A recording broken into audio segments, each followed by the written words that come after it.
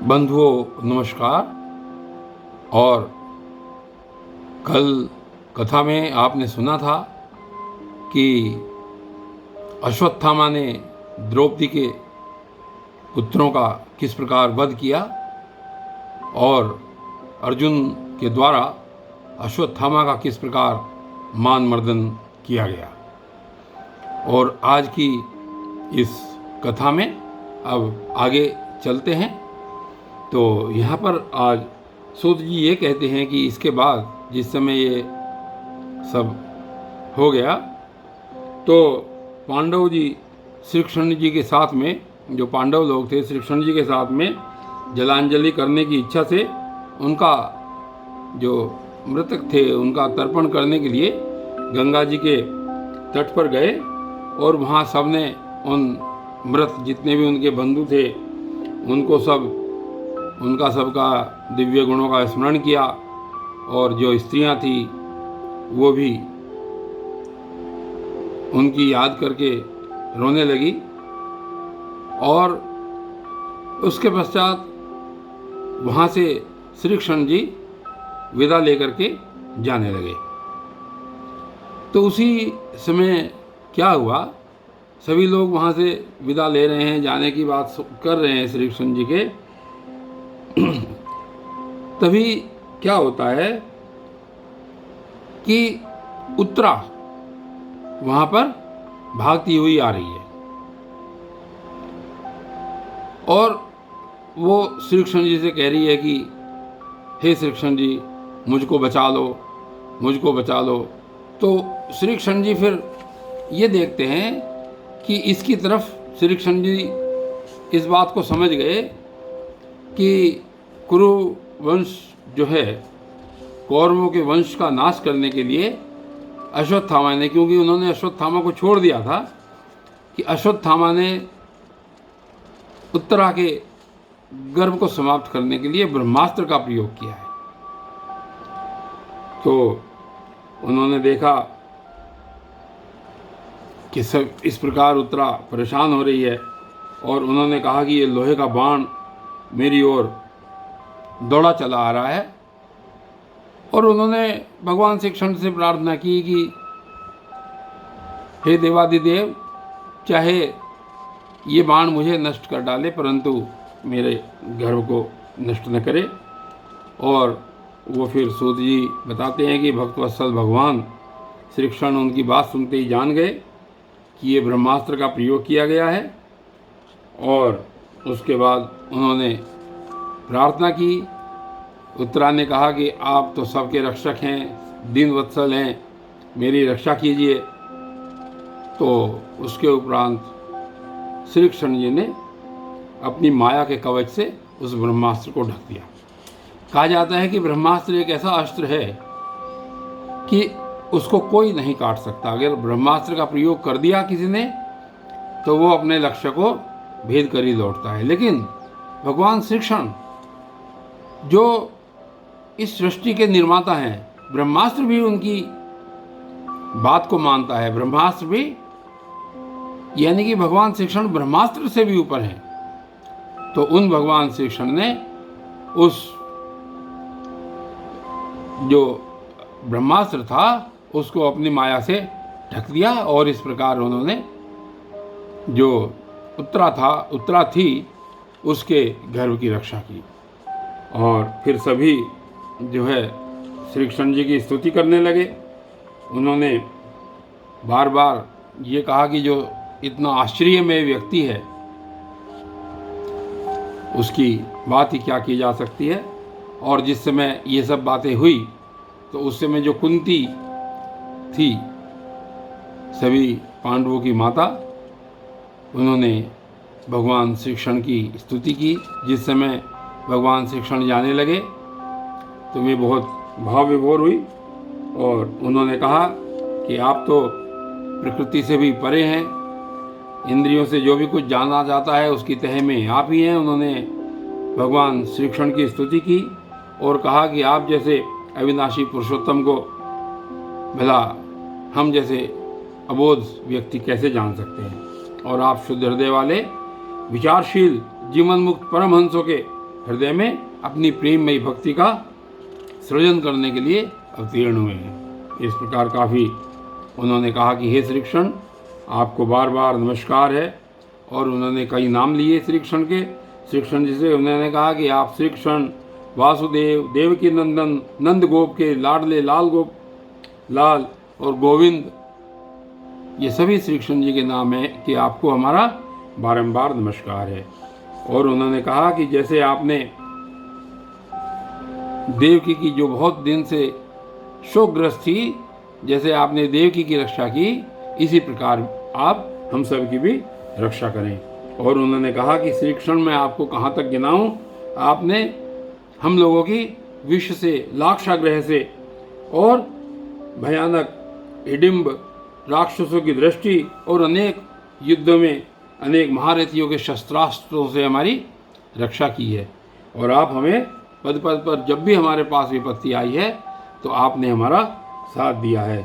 तो ऐसे ऊंचे कुल में जन्म, ऐश्वर्य, विद्या और संपत्ति के कारण जिनका घमंड बढ़ रहा है, ऐसे मनुष्य तो आपका नाम भी नहीं ले सकते, क्योंकि आप तो उन लोगों को दर्शन देते हैं जो अकिंचन हैं।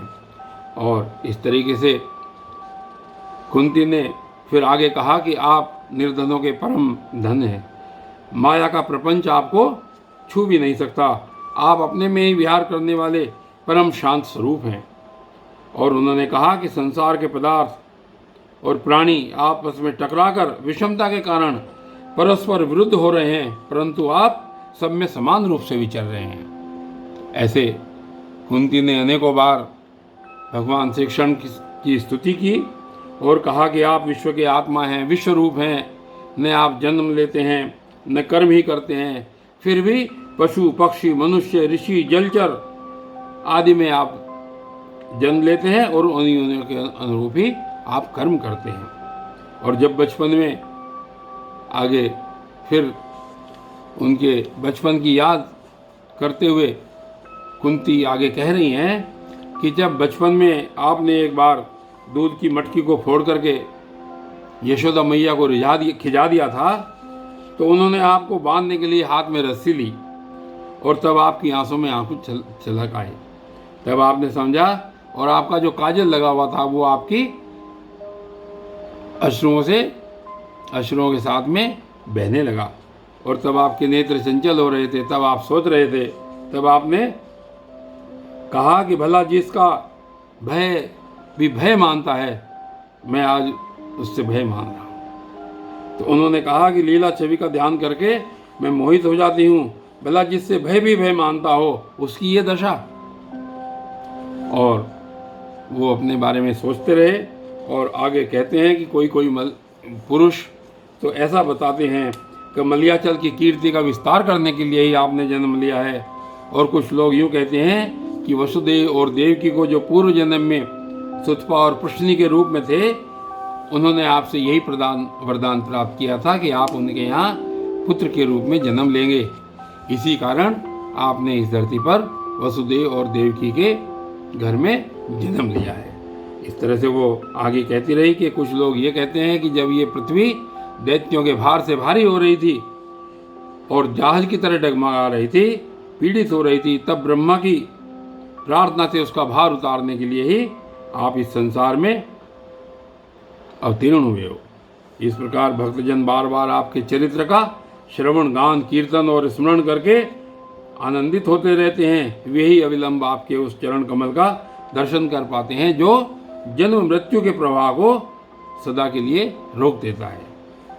और उन्होंने आगे कहा कि हे भक्तवांछा कल्पतरु, क्या आप अपने आश्रित और संबंधी हम लोगों को छोड़कर जाना चाहते हैं? आप जानते हैं कि आपके चरण कमलों के अतिरिक्त हमारा और कोई सहारा नहीं है। आपने हमारी सभी विपत्तियों को दूर किया है। और हे गदाधर, आपके विलक्षण चरण चिन्हों से चिन्हित यह कुरुजांगल की जो देश की भूमि है, आज वैसी ही शोभायमान हो रही है। आज जैसी शोभायमान हो रही है, वैसी आपके चले जाने के बाद शोभायमान नहीं रहेगी। ये वन, पर्वत, नदी और समुद्र भी आपकी दृष्टि से ही वृद्धि को प्राप्त हो रहे हैं। और इस प्रकार उन्होंने आप विश्व के स्वामी हैं, विश्व के आत्मा हैं और विश्व रूप हैं। यदुवंशियों और पांडवों में मेरी बड़ी ममता हो गई है। आप कृपा करके स्वजनों के साथ मेरे इस मोह को फांसी की तरह से काट डालिए। ऐसी बात उन्होंने कही और भगवान श्री कृष्ण की बार बार स्तुति की।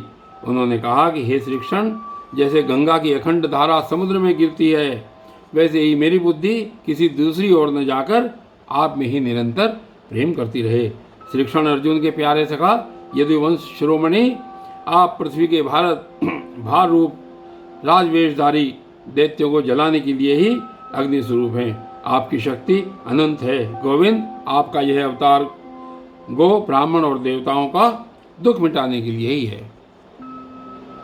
तो इतनी स्तुति जब कुंती ने की तो सूत जी कहते हैं कि इस प्रकार कुंती ने बड़े मधुर शब्दों में भगवान की जब अधिकांश लीलाओं का वर्णन किया तो यह सुनकर भगवान श्री कृष्ण अपनी माया से उसे मोहित करते हुए मंद मंद मुस्कुराने लगे।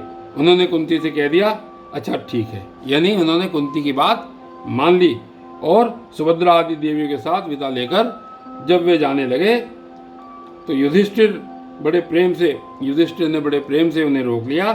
तो राजा युधिष्ठिर को, अब राजा युधिष्ठिर यहाँ पर कहते हैं, राजा युधिष्ठिर को बड़ा शौक था और उन्होंने कहा कि मुझे अपने भाई बंधुओं के मारे जाने का अत्यंत शौक है।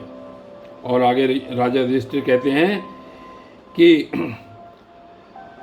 सभी के मर्म को जानने वाले व्यास आदि, भगवान की लीला का मर्म जानने वाले व्यास आदि महर्षियों ने स्वयं अद्भुत चरित्र करने वाले भगवान श्री कृष्ण ने भी अनेकों इतिहास कहकर उन्हें समझाने की बहुत चेष्टा की, परंतु उन्हें कोई सांत्वना न मिली, उनका शौक न मिटा। उनको बार बार ये हो रहा था कि इस शरीर की रक्षा के लिए मैंने अनेकों औक्षवाहिनी सेनाओं का वध करा दिया।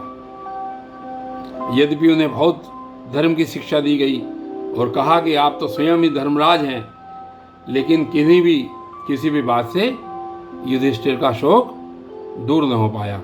उनको बार बार यही लगता रहा कि मेरे कारण ये इतनी औक्षवाहिनी सेना मारी गई है।